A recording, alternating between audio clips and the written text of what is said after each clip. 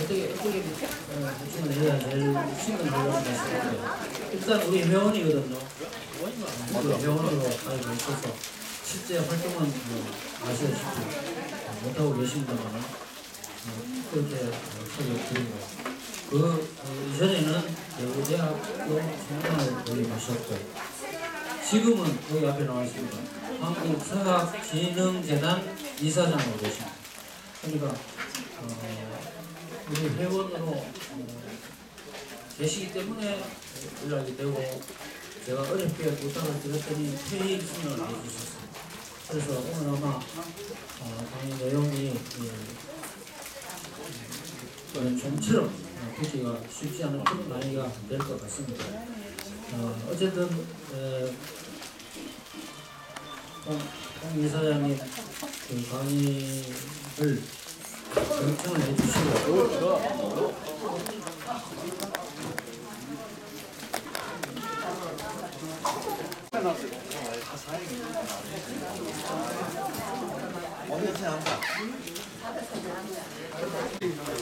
이사장님 말씀을 드리겠습니다. 큰 박수로 맞아주십시오.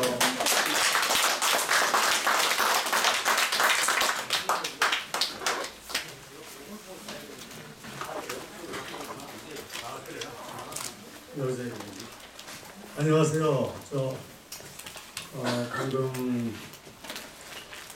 소개받은 홍정민입니다. 제가 오면서 이렇게 저기 찾아봤더니 재작년 가을쯤에 한번 다녀간 것 같아요. 혹시 기억하시는 분이 계실지 모르겠어요. 재작년 가을쯤에 제가 그 전부터 이종원 회장님 좀 존경하고 자주 뵙지는 못했지만 따르고 하는 사이였는데 재작년 2월 달에 제가 한국사학진흥재단 이사장을 이직했거든요. 한 2년 다 돼가네요. 한국사학진흥재단은 여기 대구 동구에 혁신도시에 있어요. 원래 서초동, 서울에 이제 강남 서초동에 있었던 교육부 관련 공공기관이라고 하죠. 공공기관인데 전에 노무현 정부 때 시작해서 이명박 정부 때 이제 사실상 완성이 됐죠. 서울권에 있는 공공기관들을 지방에 다 이렇게 분산시켜서 내려보냈잖아요. 기억하세요? 그 공공기관 지방일전이라고 해가지고 워낙 서울이 비대해지고 지방은 텅텅 비니까 국가 권력이 사실상 강제력을 동원해서 준 공무원 신분이었던 저희들 이제 지방으로 내려보냈어요. 저기 정부 공무원들은 세종시로 많이 내려보냈고요. 그 세종시에 지금 각 부처들이 대부분 있지 않습니까?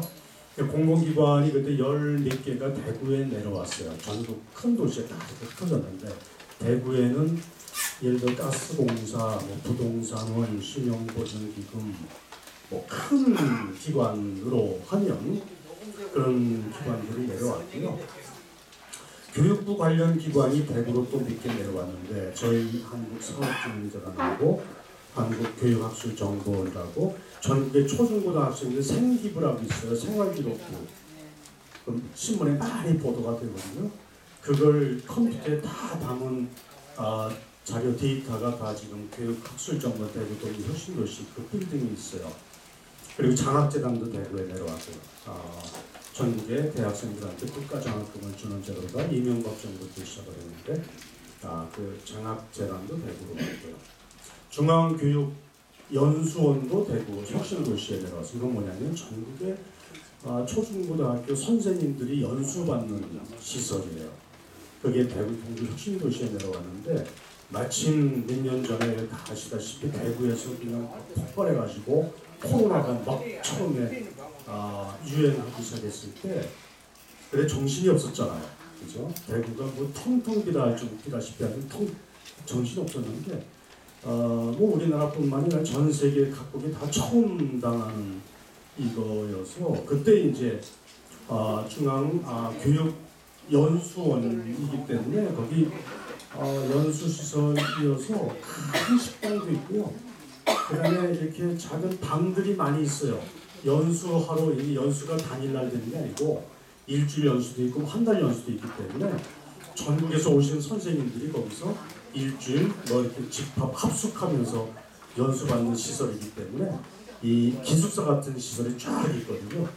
그거를 이제 전부 다 네, 그때 코로나 막 시작할 때는 이렇게 집합 자체가 불가능하기 때문에 어차피 비어있는 연수시설을 생활치료센터인가? 기억하세요? 처음에 생활치료센터라고 해가지고 이걸 이제 격리해서 거기서 엄청나게 큰 일을 했죠. 마침 김한길 변호사도 대구 혁신도시에 와 있어요. 말이 좀 길어졌네요. 저는 이제 2009년 11월부터 2018년 3월까지 대구대학교 총장을 한 8년 하고요. 그리고 마침 뒤에 2년 전에 한국사학진흥재단 이사장으로 마침 대구에 저 시설이 있어서 갔는데 저거는 한 33년 된 공공기관이에요. 전국에 유치원부터 대학원까지 사립학교. 왜 학교는 국공립이 있고 사립이 있지 않습니까? 사립학교들을 도와주고 지원해주는 그런 기관이에요. 근데 이제 초창기에는 초중고등학교를 많이 도와줬는데 지금 국가가 그래도 어쨌든 우리나라 상당히 빠른 속도로 발전하면서 지금은 초중고등학교는 웬만하면 다 대부분 사립이든 국공립이든 사립도 의무 교육으로 돼 있어가지고 웬만한 인건비부터 교육시설까지 국가가 다 책임져줘요. 많이 좋아진 거죠. 상대적으로 대학은 지금 국가가 책임지는 시스템이 아니고 대학은 학생들 등록금 받아가지고 사립대학의 경우에 등록금 받아가지고 학교도 짓고 가르치기도 하고 교수 월급도 주고 하는 그런 구조예요. 그죠? 대학은 사립대학은. 근데 이제 사립대학은 15년 전부터 정부가 이러저러한 이유로 등록금을 동결시키고 등록금 동결이에요. 한 15년 됐어요. 그리고 학생들이 줄기 때문에 학생들이 들어오질 않으니까 등록금 가지고 학생들 가르치고 학교를 운영하던 사립대학들은 지금 난리예요, 난리. 다 아시다시피. 그죠? 사립대학들이 문 닫고 폐교하고 통폐합하고 그런 일들이 지금 아주 비일비재해요. 그래서 지금은 사학진흥재단이 원래 법으로는 유치원부터 대학원까지 다 도와주도록 되어 있는데 지금은 실제로 하는 일이 주로 대학에 한 95% 정도가 대학을 도와주는 일이 많아요. 사립대학이죠. 그게 우리 대구에 있어서 제가 그 일을 한 2년째 맡고 있었고 재작년에 여기 이정원 회장님 말씀하셔서 그때 사립대학의 위기와 한국사학진흥재단의 역할에서 그때 계셨던 분들도 기억이 가물가물 하시겠습니다. 그런 주제로 제가 저희 기관을 소개했던 기억이 있어요. 이번에 이제 이정원 회장님한테 금년 봄에 초인가 또 말씀을 듣고 제가 많이 고민을 했어요. 어떤 주제로 하는 게 좋을까? 저는 원래는 대구대학교 교수로 시작을 한 20년 하다가 총장을 한 8년 했어요. 원래 교수할 때 전공은 사회학이라고 하는 거예요. 사회를 연구하고 분석하는 그게 제 원래 전공입니다. 자, 그래서 이제 어떤 주제를 가지고 말씀을 드릴까? 이 재작년에 시간이 좀 되긴 했지만 재작년에 얘기를 또 하는 건 좀 그럴 것 같기도 하고 여러분들이 이렇게 지내시면서 요새 사립대학 얘기가 신문에 워낙 많이 나오는데 이게 도대체 뭐냐? 이게 도대체 뭔 거냐 이게? 이거 좀 와서 쉽게 설명해 달라고 따로 부탁하시면 제가 언제든지 오겠습니다만은 어쨌든 2년 전에 이렇게 전체적으로 했던 얘기를 또 이렇게 다루는 거는 그렇고 해서 다른 주제를 생각해서 준비했다가 또 바꾸고 해가지고 최종적으로 제가 극단주의라고 하는 주제를 가지고 왔어요. 저도 이렇게 학교를 벗어나서 이 주제로 제가 학교 벗어나서 공무원들이나 CEO들이나 밖에 나가서 대학 교직원들한테 강의할 기회가 종종 있는데 이 주제로 제가 이렇게 공개적으로 강의하는 것은 처음이에요. 제가 오늘 강의를 위해서 짬짬이 이 강의 안을 만들었다는 말씀을 드리고, 조금 평소에 여기 계신 분들도 접하지 않았던 얘기일 수도 있고요. 조금 복잡할 수도 있어요. 내용은 뭐 이렇게 어려운 건 아닌데, 여기 계신 분들이 매주 이렇게 강의 들으시고 교양 강좌하는 걸 제가 제목을 쭉 저한테도 문자가 오거든요. 보면 진짜 생활에 필요하신 거, 어르신 세대한테 필요한 것들, 또 재미있는 내용들, 취미 생활하는 것들, 뭐 교양에 관련된 거 많이 재밌게들 많이 들으시는데, 오늘은 평소에 들으신 것보다 조금 딱딱한 주제일 수 있어요. 하지만 그냥 가능하면 쭉쭉쭉쭉 이렇게 한번 진행해 보도록 하겠습니다. 이런 내용인데, 이건 이제 극단주의라고 하는 것에 대해서 여러 가지 면들을 제가 이렇게 목차로 구성해 본 거고요. 그러니까 극단주의라고 하는 게 도대체 뭐냐? 이건 극단으로 치닫는 경향이에요. 극단이라는 말 다 아시잖아요, 그렇죠?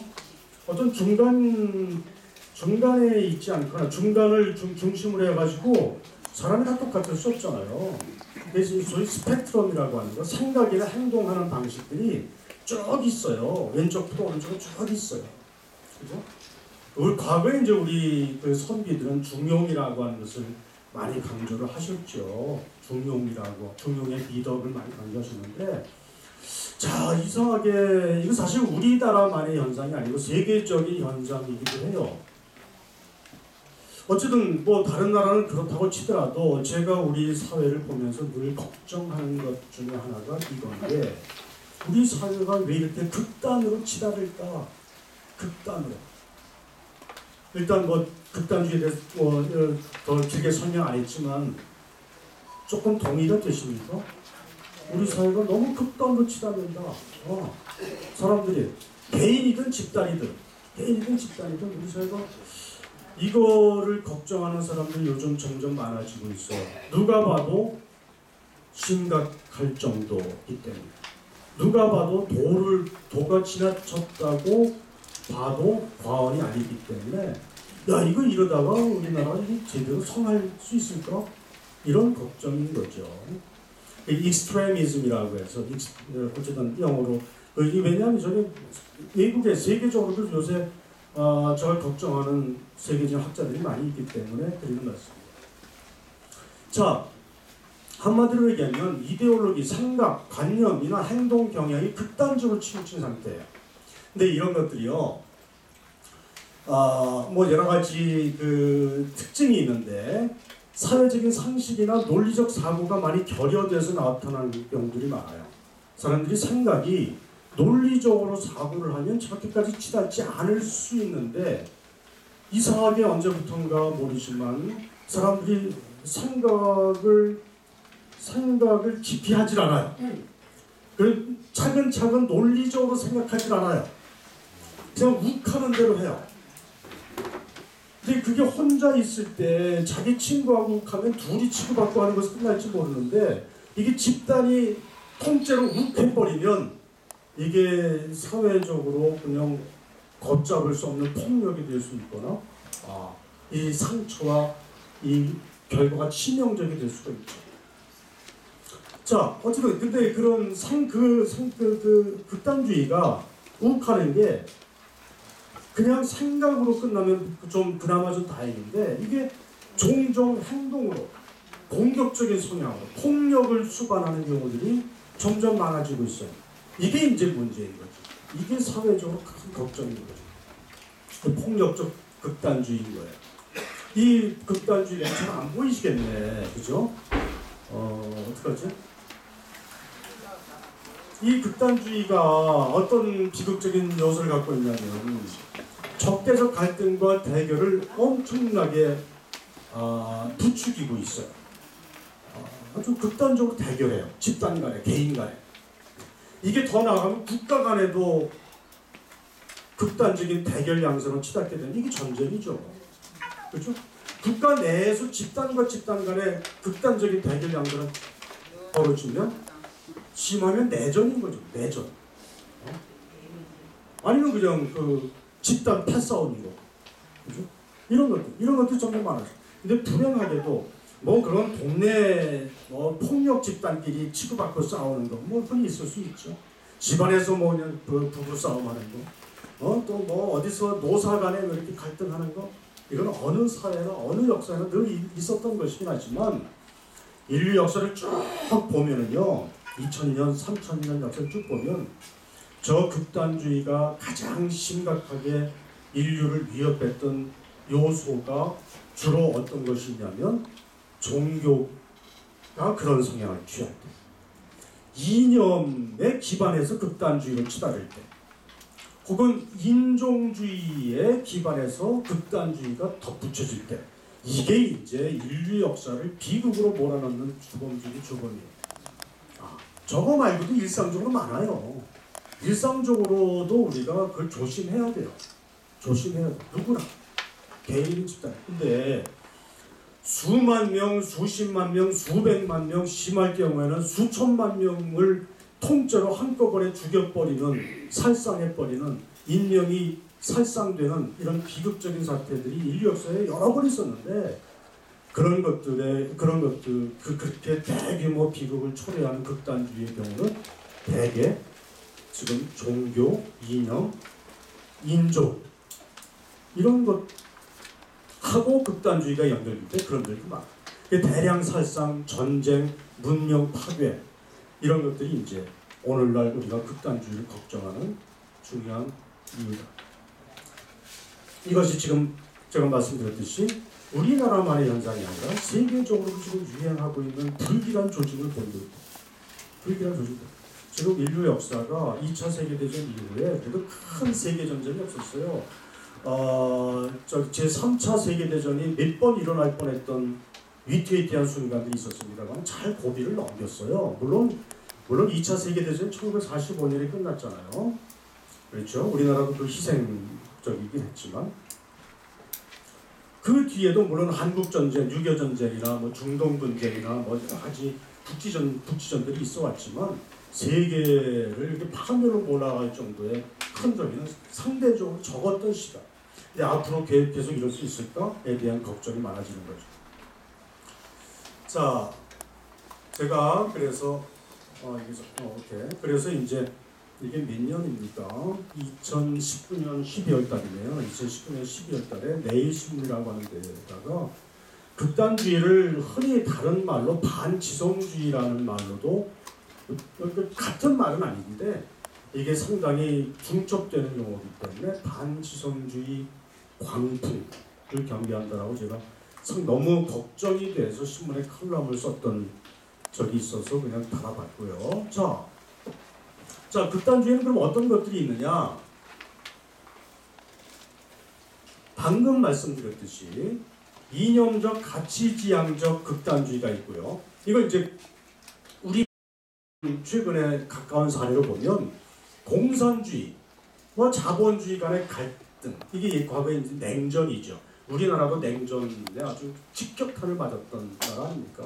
한 민족이 두 개로 쪼개져서 전쟁까지 치렀으니까 우리나라만큼 이념 전쟁 혹은 냉전이 아주 처절한 희생을 치러야 했던 나라가 세계적으로 드물 정도로 어쨌든 공산주의와 자본주의가 아주 그냥 그렇게 싸웠던 역사가 지금도 그게 전혀 사라진 것은 아니지만 공화주의, 민주주의 혹은 전제주의 이건 정치 이념입니다. 정치 이념과 관련해서 어쨌든 저런 갈등도 숱하게 인류 역사가 경험을 해왔다.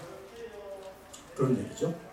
지금 군주제 최근에 영국의 그 찰스 국왕이 취임하면서 즉위하면서 영국에서는 군주제 반대 시위가 있었던 뉴스를 좀 보신 적이 있었을 겁니다. 이 군주제입니다. 물론 당연히 입헌 군주제죠. 과거의 중세 때는 전제 군주제고 이 근대화 민주주의가 도입된 이후에는 왕이 설령 있더라도 왕이 통치하지 않는 왕, 이게 이제 입헌 군주. 일본도 왕이 있고요, 영국도 왕이 있고 영연방은 다 왕이 있잖아요. 하지만 그 왕들은 근대 이후에 통치하지 않아요. 상징적인 의미예요. 상징적인 국가 통합의 의미로 왕실이 유지되고 있어요. 근데 그런 왕조차도 필요 없다라고 하는 게 지금 영국에서 일부 시위가 있고요. 일본에서도 그런 움직임이 사실상 있어요. 어쨌든 그런 입헌군주제 이전에는 전제군주제였죠. 왕이 조선의 왕처럼, 아니면 중국의 황제처럼 과거에, 아니면 유럽의 왕들처럼 짐이 곧 국가다라고 했고, 왕권 신수설 해가지고 이제 과거 중세 때 왕의 권력은 신으로부터 받은 거다. 그러니까 무소불위란 얘기죠. 그 왕은 누구도 탄핵할 수 없다. 왕의 명령은 누구도 거역할 수 없다라고 하는 과거 전제군주제가 있었어요. 그 전제군주제에 맞서서 민주주의를 만들어가는 과정에 100년, 200년 동안 사람들이 얼마나 죽어갔는지 몰라요. 정치 이념을 두고. 그렇죠. 우리나라는 상대적으로 그 과정에서 희생이 적은 거예요. 우리나라에도. 왜? 전 세계 선진국에서 민주주의가 상당히 정착한 단계에서 우리가 수입해 왔거든요. 상당히 우리나라도 물론 해방 후에 민주화 과정에서 많은 사람들이 희생되고 고문당하고 뭐 죽기도 했지만 저 영국이나 프랑스 같은 그 민주주의를 인류 역사에 처음 도입했던 선진국에 비하면 희생이 10분의 1, 100분의 1도 안 돼요. 사실은. 그리고 어쨌든 그 나라들은 그 어마어마한 희생을 치러가면서 정치 이념 간의 갈등을 겪어왔던 거죠. 자, 극단적 인종주의라고 있어요. 인종 우월주의, 인종 혐오주의, 인종 청소, 심지어 인종 청소. 가장 대표적인 게 홀로코스트 나치 아닙니까? 나치.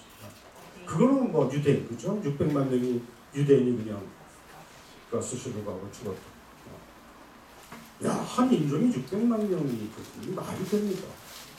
근데 크든 작든 저런 비슷한 현상들은 많이 있었어요. 우리나라가 일제 때 관동 배신 때 조선인들이 학살당했잖아요. 1923년. 근데 올해가 딱 100년 전이네요. 관동 대지진 사건, 간도 대지진. 다 아실 겁니다. 그죠? 그 일본에서 지진이 났는데 그 사람들이 막 불 나고 뭐 그냥 죽고 그냥 집 다 무너지고 엄청난 큰 대지진이었잖아요.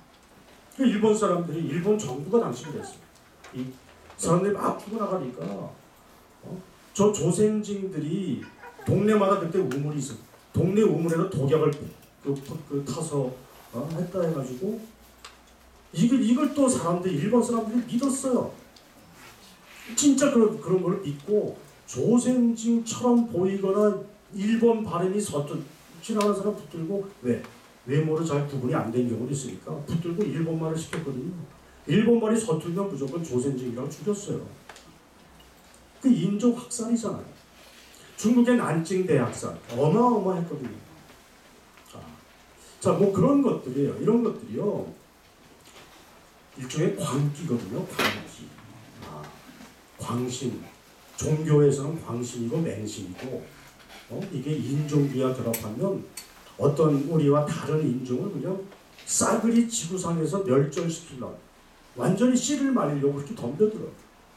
세상에. 그 다음에 종교적 극단주의도 있어요. 이 근본주의하고 아주 밀접한 연결되는데, 우리나라가 사실, 특히 우리나라의 여러 다종교 사회잖아요.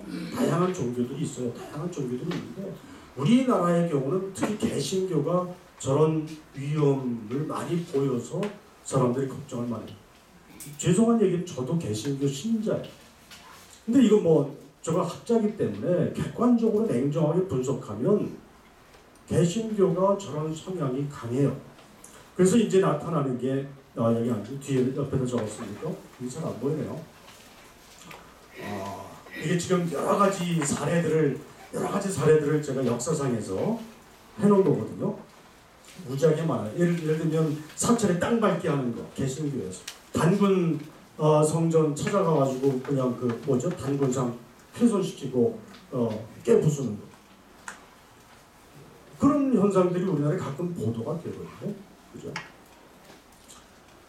등등 어쨌든 저는 근데 종교적 극단주의로 치닫게 되면 종교 전쟁이 나타나는데 과거에 중세에서 십자군 전쟁을 비롯해가지고 지금도 뭐 중동 전쟁도 종교 전쟁의 성격이 있죠. 그리고 유럽에서 1517년에 루터에 의해서 그 종교혁명이 일어난 다음에 한 200여 년 동안 종교 전쟁이 그치지 않았어요. 무수하게 많은 사람들이 종교 전쟁으로 희생당했어요. 이건 말할 수도 없죠. 우리나라는 그거에 비하면 역시 또 우리나라는 종교 전쟁으로 인해서 종교 간의 갈등으로 인해서 희생당한 사람 수가 유럽 사람들이 100년, 200년 동안 겪어오면서 종교 전쟁으로 희생당한 사람 수의 100분의 1, 1000분의 1도 안 돼요. 우리나라는 사실은 그동안 여러 가지를 지혜롭게 잘 넘겨왔다고 생각을 하는데 최근에 겪은 가장 큰 건 우리나라는 이념 전쟁이죠. 이념 전쟁. 지금도 저기 뭐죠? 그 뒷저기가 여전히 많아가지고 툭하면 그냥 우리나라에 이념 갈등이 있고 그렇잖아요. 이걸 어떻게 잘 극복할 것이냐 하는 게 숙제이긴 합니다만은 자 이게 저도 잘 안 보이네요. 이게 흐려가지고 저기 그 이념적 극단주의 예를 들면 쭉쭉 할게요. 진시황의 분서갱 다 아시잖아요, 그죠? 중국의 진시황 이제 뭐죠? BC죠, BC 기원전이죠. 기원전 213년의 얘기입니다. 유학자들 그때 이제 공자가 논어를 쓰고 공자 유교 사상이 정립된 지 한 300년쯤 지나서요. 공자 선생이 BC 한 500여 년, BC 500년쯤 살았거든요. 그래도 300년 지나가지고 이 진시황이 유교 사상을 그냥 싸그리 차를 불태우고 유학자들을 다 그냥 땅에 상멸시켜서 죽여버렸잖아요. 일종의 이념이고 사상이고 철학인 거죠. 스탈린 독재, 중국 문화혁명, 캄보디아 크메르즈, 북한 독재, 북한 선부자 독재죠. 이거 다 이념과 관련된 거예요. 이념과 유신, 우리나라 유신, 5.18 광주 민간 학살, 미국 메카시즘 다 이념과 관련된 거예요. 이념, 정치 이념, 사상, 이데올로기와 관련해가지고 우리가 치러했던 비극적인 사건들이 남미, 아르헨티나, 니카라과, 칠레 등에서 있었던 더러운 전쟁. 이건 더러운 전쟁이라고 학자들이 그렇게 해가지고 다 일상적으로 써요. 저도 이제 한 1970년대 전후로 해가지고 남미의 여러 나라들에서 그냥 그 이념 주로 이제 군사 정권이 등장해가지고 소위 반공을 기초로 내걸고 정권에 협조하지 않는 사람들, 반정부 인사들 혹은 공산주의 성향을 가진 사람들을 그냥 고문하고 죽이고 심지어는 그 죽이는 비용이 아깝고 거추장스럽다고 그런 사람들 잡아다가 비행기에 태워가지고 남미는 조금 날아가면 태평양이거든요. 태평양 가서 위에서 사실 바다에 떨어뜨렸어요. 근데 사람이요 한번 이렇게 돌아버리면 어디까지 갈지 몰라요. 어디까지 갈지 몰라요. 이게 불과 몇십 년 전이에요. 옛날 뭐 중세 때 얘기도 아니고 고대 때 얘기도 아니에요. 근데 프랑스 혁명이 1789년에 있었으니까 그로부터 벌써 200여 년이 지난 근대화 이후에 200여 년이 지난 1970년대, 80년대, 60년대 이때 있었던 그런 백주대낮에 그런 일들이 벌어진 거예요. 6.25 전쟁, 베트남 전쟁, 쿠바 미사일 위기가 왜 3차 세계대전을 가기 직전에서 멈춘 거 아닙니까? 1962년쯤의 일이었어요. 남미 거리주의 어쨌든 이런 일들이 이념과 관련해가지고 이거 외에도 많아요. 역사를 보면 많아요. 우리가 그냥 이렇게 제목만 적어도 누구나 이렇게 한두 번째 들어봤을 법한 얘기들만 적어놓은 거예요. 인종주의, 유대인 차별, 나치, 홀로코스트, 프랑스 드레피 사건 조금 이따가 얘기할 시간이 있을까 모르겠어요. 아메리카 대륙 발견 이후에 유럽인들이 아메리카 원주민 학살한 거 저것도 뭐 어마어마했어요. 어마어마. 1492년에 콜럼버스가 아메리카 대륙을 발견했잖아요. 1492년이에요. 그로부터 그 이제 스페인 사람들이거든요. 영국이 아메리카 대륙에 진출하기 전에 이미 스페인과 포르투갈이 먼저 갔잖아요. 먼저 갔거든요. 그 스페인과 포르투갈 사람들이 아메리카 대륙에 진출하면서 거기 살고 있었던 원주민들을 그냥 씨를 많이 다시피 했거든요. 물론 자기들도 많이 죽었어요. 스페인. 왜? 자기들은 전쟁에 진 게 아니고 풍토병에 걸려가지고 많이 죽었어요. 어쨌거나 이 원주민들이 엄청나게 학살당했어요. 백인 우월주의 KKK 이 미국에서 백인 우월주의를 해가지고 이렇게 가면 쓰고 그냥 활개했던 남아공 아파르테이트 백호주의는 백인 호주는 백인의 나라다 해가지고 유색인종들을 그냥 차별했던 그런 저거를 포기한 게 불과 몇십 년 안 됐어요. 호주 같은 선진국에서 군국주의 일제 때 있었던 난징 대학살, 아까 말씀드렸던 관동 대지진, 조선인 학살, 르완다, 나이지리아 등 아프리카에서 지금도 왜 수단이나 좀 툭하면 아프리카에서 지금 전쟁 내전이 일어나잖아요. 그게 다 인종과 관련된 거죠. 그 다음에 종교와 관련된 로마 제국 알렉산드리아 히파티아 살해사건, 이거 잘 모르실 거예요. 뒤에 조금 설명할게요. 중세때 십자군 전쟁이 있었죠. 마녀 사냥이 있었죠. 미세일럼 마녀 사건 있었죠. 프랑스 카라 사건 있었죠. 등 단군 성전 파괴, 사찰 땅 밟기 있죠. 조선 후기 천주교 박해 때 우리나라에서도 천주교 신자라는 이유로 서학이라고 그러죠. 그때는 서학이라는 이유로 엄청나게 많은 사람들이 죽었죠. 순교당했죠. 지금 뭐 북한 중동에서 나오는 탈레반, IS, 이슬람 극단주의, 9.11 테러, 2001년에 미국 그 쌍국가 빌딩을 폭파했던 이게 전부 다 이제 말하자면 종교와 관련한 그런 극단주의. 자, 저게 이 문명이 그러니까 이 인간이 계몽주의, 그러니까 이성이 깨기 전에 이 근대화예요. 근대화라고 하는 것은 계몽이라고 하는 계몽은 어둠에서 빛을 밝히는 거거든요. 이걸 중세를 암흑의 시대라고 얘기를 하잖아요. 이성도 발달하지 않았고 과학기술도 발달하지 않았고 학문도 많이 발달하지 않았고 그냥 오로지 카톨릭 종교 권력이 1000년 동안 사람들을 무식하다는 게 다른 뜻이 아니고요.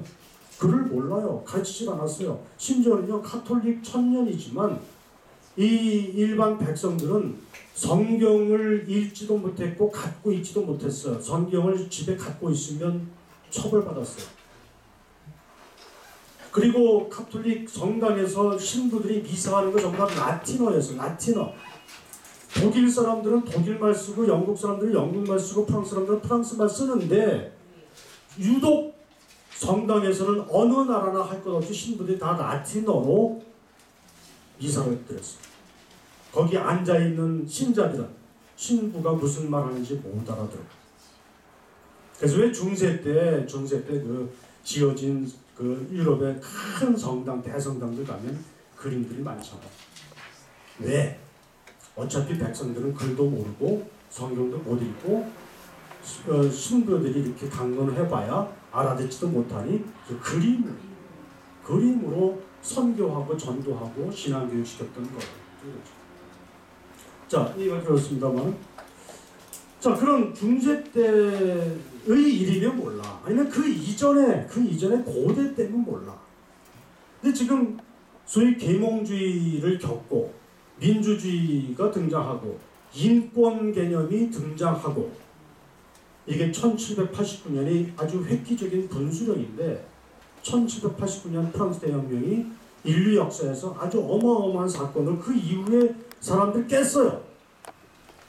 그 이후에도 저런 일들이 비일비재했다. 그리고 지금도 그렇다. 아니 지금 이상하게 점점 더 심각해지는 것 같아서 걱정해요. 이런 일.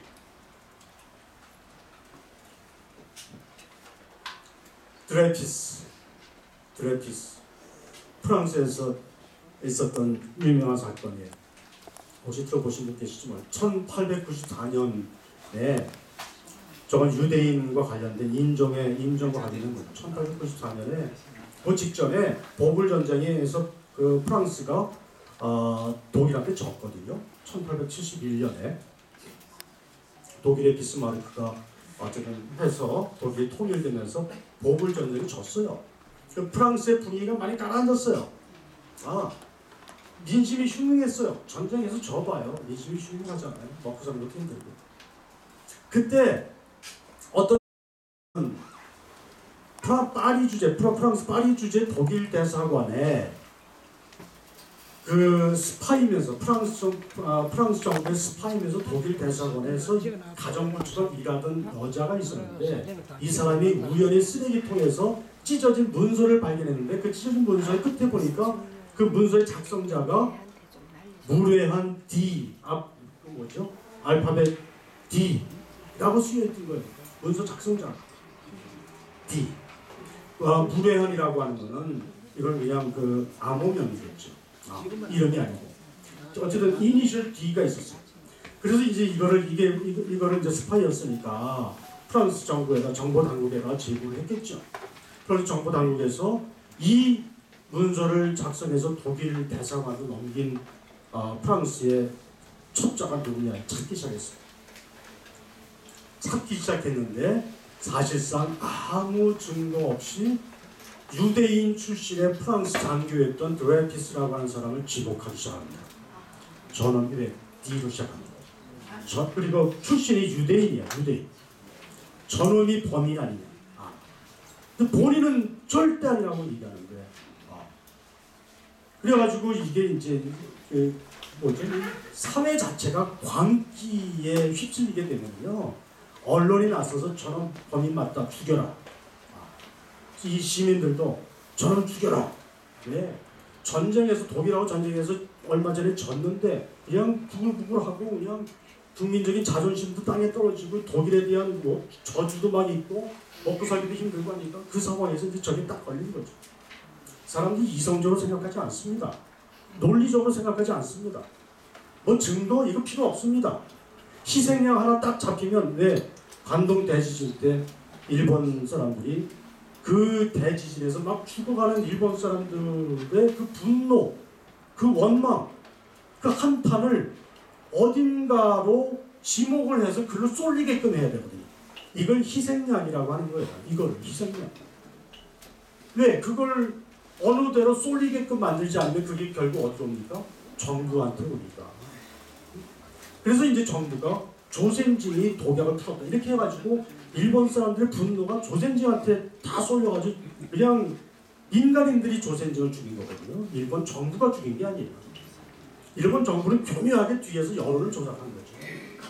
이때도 프랑스 사람들의 민심이 흉흉했는데 언론이 나서서 저 드레피스 죽이라 막 그렇다 보니까 드레피스가 결국은 증거도 없이 종신 유대형에 처해졌는데 이거를 이상하다 생각하고서 그냥 소위 진실이 뭐냐를 판 사람이 다행히 있어가지고 그 사람이 노력으로 이게 아니다 해가지고 결국에는 몇 년 지나서 에밀 졸라라고 하는 유명한 작가 소설가 이 사람이 1890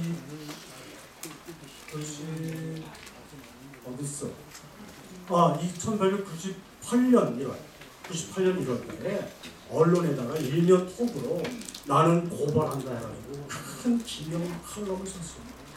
이게 아니다. 이게 진실이 아니다. 진실이 아니다. 왜 이 프랑스라고 하는 이 나라가 프랑스 인권선언 프랑스 대혁명을 100년 전에 겪고 인류 역사를 선도해왔던 프랑스라는 이 나라가 어떻게 이렇게 한 사람을 무고한 한 사람을 범인으로 지목해서 정신 유대형으로 할 수 있느냐?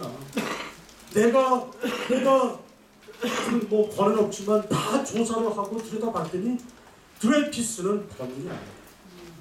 진실을 발표해. 그래서 근데 그게 안 먹혀가지고 결국 에밀 졸라도 추방당했어. 망명했어. 그러다가 몇 년 뒤에 죽고 에밀 졸라가 죽은 그 몇 년 뒤에 1900 6년에 결국 그 사이에 얘기를 하면 길어지니까 다시 재심하고 어떻게 해가지고 1906년에 결국 아무 증거도 근거도 없다 해서 이게 확인이 돼가지고 무죄 석방됐어요. 이게 한 사람이 저렇게 무고하게 당해서 그렇지, 저 싸움이 집단과 집단 간의 싸움으로 갔으면 훨씬 더 큰 비극으로 갔을 거예요. 어쨌든 저기 유대인이라는 이유 하나 가지고 저렇게 권력을 취급하는 거예요. 아까 제가 저기 뒤에서 말씀드린 히파티아, 서기 415년에 알렉산드리아라는 도시에서, 알렉산드리아 지금 아프리카 이집트에 있는 큰 도시잖아요. 거기서 히파티아라고 하는 여성 수학자이면서 철학자가 강의하고 있는 중에 그 도시에 새로 부임한 그 근본주의 신부가 저 여자를 해코지해라 해가지고 끌려나가서 그냥 불껍데기로 발가 벗겨져가지고 그냥 피부가 다 되고 그냥 고물 다 머리 다 뽑히고 해서 결국 죽었어. 저 사건이 415년인데 많은 학자들은 원래 중세가 시작되는 것을 476년 서로마 제국이 멸망한 시점부터 중세가 시작된다, 고대가 끝났다, 이렇게 이게 통설인데, 어떤 학자들은 그보다 50년 앞선 415년에 히파티아가 저렇게 끌려나와서 죽은 저 사건이 사실상 중세가 시작된 것이다라고 주장할 정도로 상징적인 사건입니다. 이게 이제 시간이 없어서 저긴데, 이게 끌려나가는 장면이고, 이게 라파엘로가 1510년, 라파엘로면 르네상스를 대표하는 미켈란젤로, 레오나르도 다빈치, 라파엘로 3대 화가입니다. 3대 예술가인데, 저 사람들이 1400년대 말에 태어나서 1500년대 초반부까지 활동을 하거든요. 라파엘로는 참 제가 좋아하는 화가인데 1483년에 태어나가지고 27살 되던 해인 1510년에 이 그림을 그려요. 이거 유명한 그림이죠. 그리고 37살에 너무 일찍 죽어요. 이 라파엘로가 그린 이게 아테네 학당이라고 하는 건데, 여기 54명의 그리스 철학자들을 다 그려놨어요. 가운데 두 사람이 플라톤과 아리스토텔레스라는 사람을 그려놨어요. 여기에 54명 중에 유일하게 여자 한 명을 그려놨는데 그 히파티아. 이게 여자. 다른 사람들의 시선은 다 자기들끼리 얘기하거나 딴 데 보거나 이렇게 하는데, 히파티아만 그림을 보는 관객들을 바라보고 있어요. 이 히파티아 여자. 유일한 여성으로 집어넣고, 근데 저 때문에 이제 교황청하고 라파엘로가 많이 다퉜어요. 저 빼라. 라파엘로가 고집을 부려가지고 저 한 사람을 약간 타협을 하긴 했지만 그려놨어요. 저 히파티아. 그 정도로 이제 이 인류 역사에서는 혹은 사상사에서는 유명한 사건. 세일럼에서의 마녀 사건. 1292년 미국에서 있었던 사건인데 지나가겠습니다. 프랑스 장 칼라스 사건. 저는 이제 종교와 관련된 거예요. 1762년도입니다. 프랑스가 이제 가톨릭 국가, 지금도 가톨릭이 많은 국가예요. 툴루스 지방이라고 하는 프랑스의 좀 남부 쪽에 보면 도시가 있는데, 저게 가톨릭이 상당히 특히 그 대세인 도시였어요. 가톨릭 신자가 많은 도시였어요. 툴루즈에서 한 기독교 개신교로 전향한, 그러니까 그때 종교개혁 이후니까 개신교를 믿었던, 프랑스에서는 개신교도들을 위그노라고 얘기해요. 위그노라고 얘기하는데, 어쨌든 개신교 집안의 한 청년이 목매다가 죽어요. 그 자신을 비관해서 죽었는데, 왜냐하면 그 도시에서는 가톨릭이 워낙 대세고 개신교도들은 취업도 잘 안 됐어요. 그리고 사실 동네에서 이렇게 잘 왕따당하기 십상이었어요. 종교 생활하기 힘들죠. 그때 이제 그걸 비관해서 어떤 청년이 죽었는데, 그 동네 사람들이 어떤 소문을 냈냐면, 저 청년의 아버지가 애를 죽였다. 아들을 죽였다. 왜 죽였냐? 그 아들이 카톨릭으로 개종하려고 했는데 아버지가 개종을 못하게 하기 위해서 아들을 죽여버렸다. 이렇게. 이렇게 소문이 내게 됐어요. 이걸 판사들이 그냥 고치고들은 들어줬어요. 해가지고 그 아버지와 일가족을 잡아다가 고문을 했어요. 저게 거열형이라고 수레바퀴 형이라고 하는데 저 여기다가 이 노인을 이렇게 하면 저거 관절이 다 나갑니다. 저렇게 해가지고 저거 워낙 고통스러운 아주 그 사형 방법 중에서도 아주 그 참혹한 사형 방법이에요. 저렇게 하면 이 노인이 저걸 육체적으로 도저히 견디지 못할 게 뻔하니까 자백할 거다라고 해서 저렇게 했는데 자백을 그냥 저 노인이 어떻게 얘기했냐면 죽었어요. 저렇게 죽었어요. 죽으면서도 자신의 결백을 주장했고 자신을 저렇게 처형한 판사들을 위해서 기도하면서 죽어요. 근데 그러고 나서 이제 몇 년 지나가지고 조금 지나가서 볼테르라고 하는 유명한 프랑스 사상가예요. 세계적인 철학자 사상가였어요.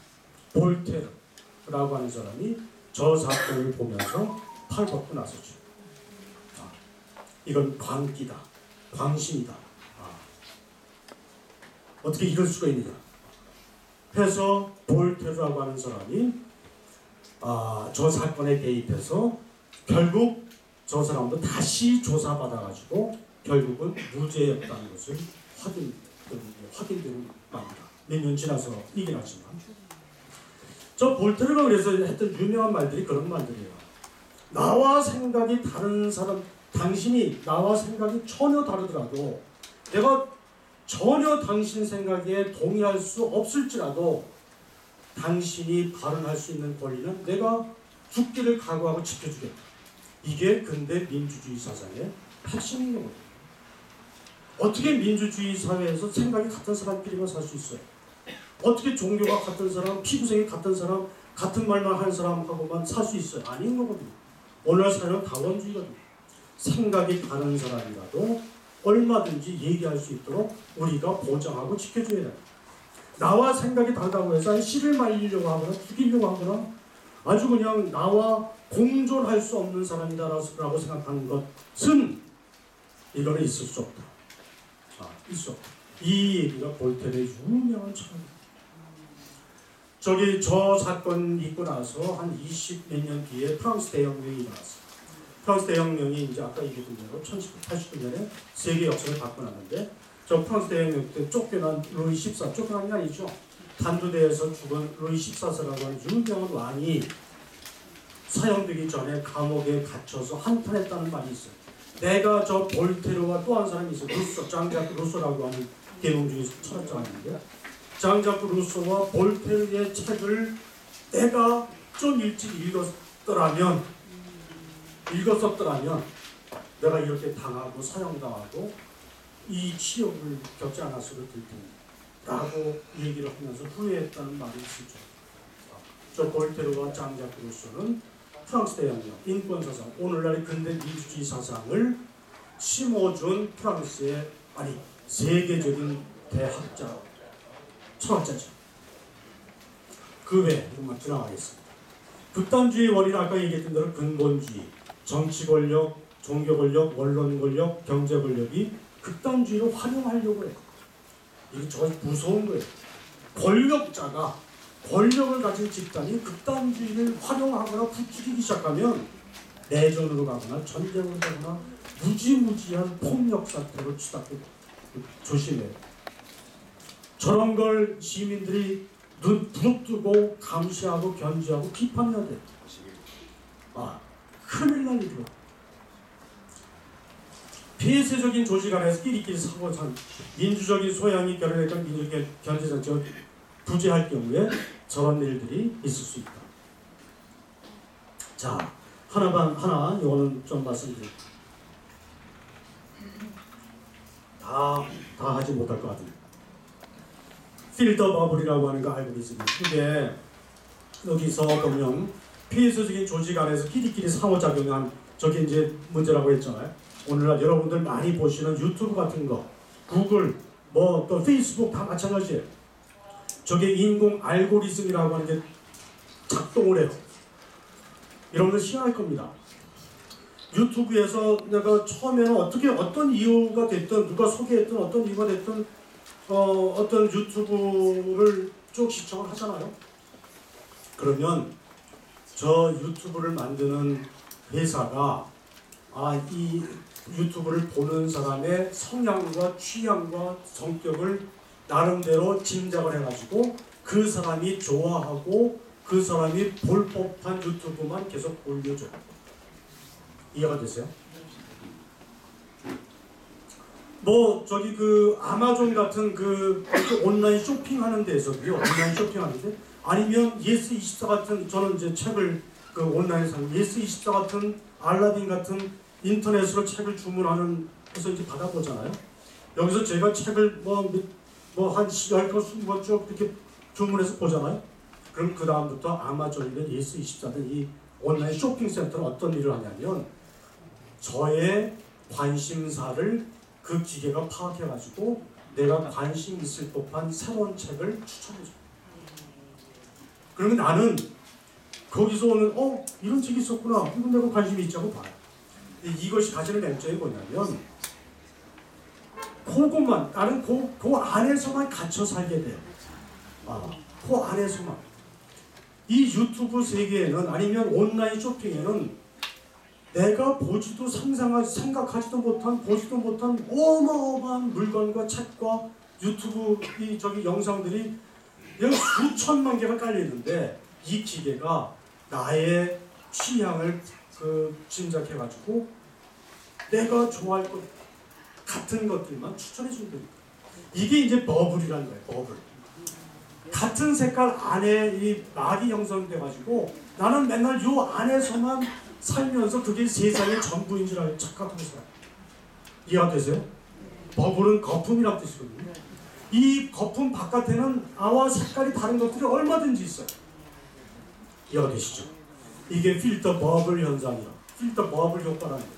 이거는 내가 의도하지 않았지만 오늘날의 AI, 인공지능, 인공 알고리즘이라고 하는 것이 그런 일을 하게끔 이 디자인이 되어 있어요. 저기에 빠지면요, 그냥 내 생각만 계속 그냥 이게 진리인 줄 알고, 이게 세상의 모든 건 줄 알고, 그냥 글로만 그냥 또 딴 사람, 자기가 갇혀있는 그 비누 거품 안에서, 그 안에서 계속 살아. 이 두 집단이 대화가 될까? 아니에요. 만나기만 싸워. 다 왜? 자기가 진리인 것으로 착각하고 살아요. 이게 오늘날 우리나라뿐만이 아니고 세계적으로 이게 인터넷 발달 오늘날의 큰 걱정거리예요. 걱정. 이걸 필터 버블이라고, 오늘 에코 챔버라고 얘기해요. 한나 아렌트의 악의 평범성이라고 하는 것도 이거 참 재미있는 얘기인데 시간이 없네요. 극단주의에 봤을 그럼 제가 지금 얘기한 것처럼 극단주의만 있냐? 아니에요. 극단주의가 문제다라고 생각해서 저걸 어떻게든 견제하고 막고 바로잡으려고 시도하고 노력하고 목숨을 바쳤던 사람과 집단과 사상과 철학도 너무너무 많이 있어요. 그러니까 이 세상이 이 정도로 가는 거예요. 그래서 그런 사례들을 제가 쭉 적었어요. 옛날부터 너무너무 많아. 너무 많아. 다 못해서 죄송해요. 내가 이거 만든다고 몇날 며칠을 한국 사회를 얘기했어요. 한국 사회도 지금 얘기한 것을 그냥 한국 사회에 이렇게 좀 적용해서 정리한 거예요. 그 결론만 말씀드릴게요. 이게 안 넘어가네.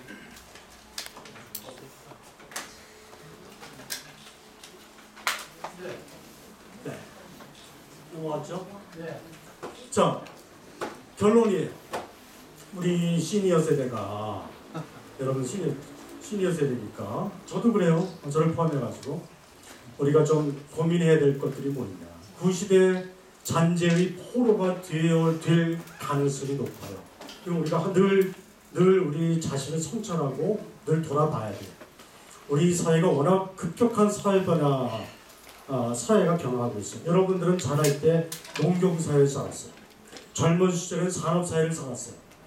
그리고 연세 들고 나서는 정보화 사회, 컴퓨터가 지배하는 사회로 바뀌었어요. 오늘날 인공지능 사회로 지금 정신없이 가고 있어요.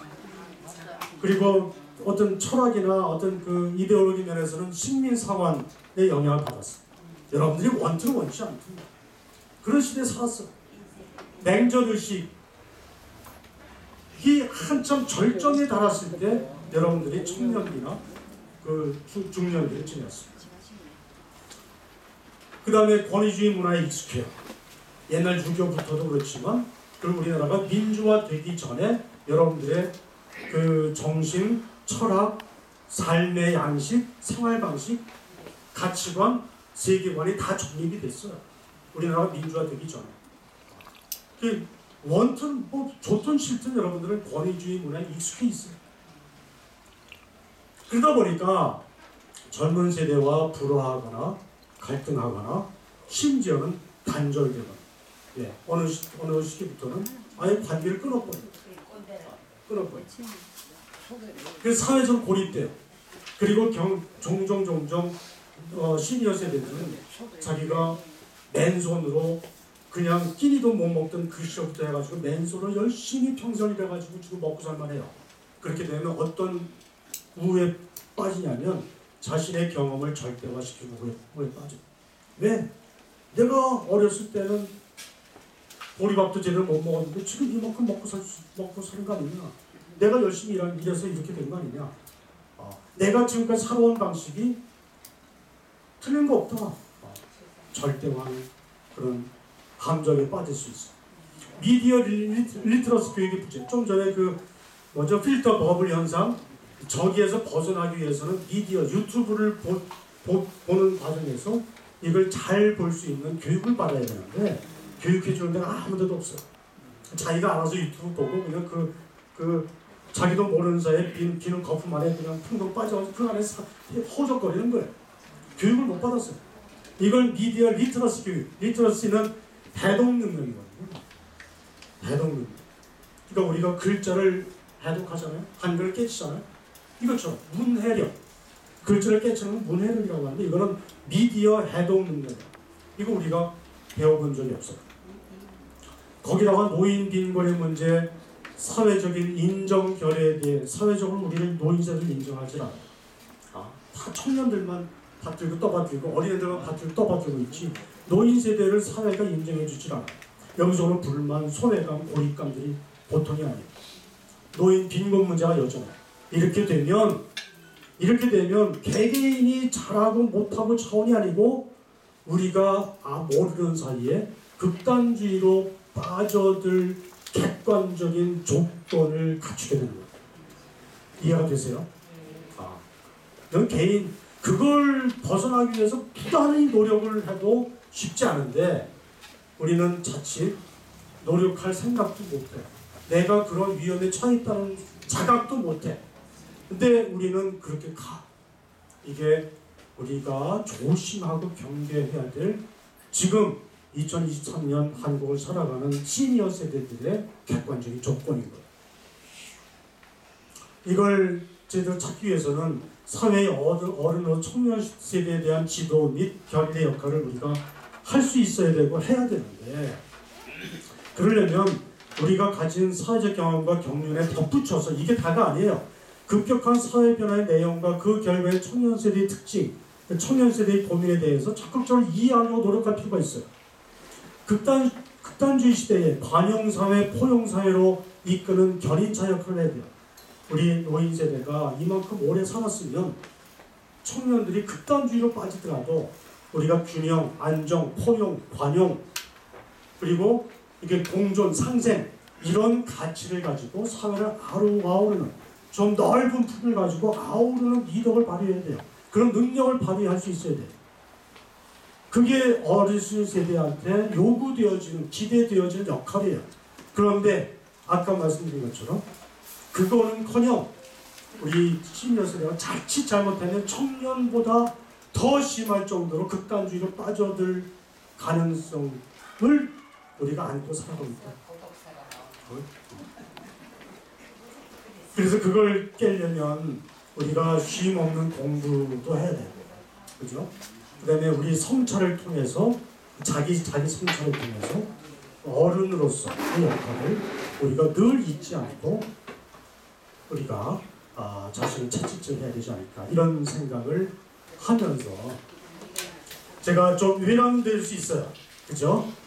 외람될 수 있지만 저 나름대로 한국 사회를 바라보고 걱정하면서 이런 기회에 이런 고민을 한번 나누는 것도 좀 의미가 있겠다 싶어서 외람됨을 각오하고 제가 내용을 준비해봤습니다. 좀 시간이 오버됐어요. 잘 들어줘서 고맙습니다. 마치겠습니다. 네네네. 지금 어린이집 평범 버스에 네. 국공립 어린이집이라고 써놨는데 그게 맞는 말입니까? 왜요? 공립이면 공립이고 공립이면 공립이지 왜 국공립입니까? 보통 국공립은 그게 뭐죠? 그러니까 사립이 아니라는 뜻으로 더 자세하게 나누면 국립, 공립, 사립인데 이걸 더 간단하게 그냥 분류할 때는 국공립을 기본으로 써요. 그 자체가 문제지 않죠. 왜? 국립이든 공립이든 민간은 아니거든요. 사립도 아니거든요. 저기 초등, 중등 사람이에요. 사실은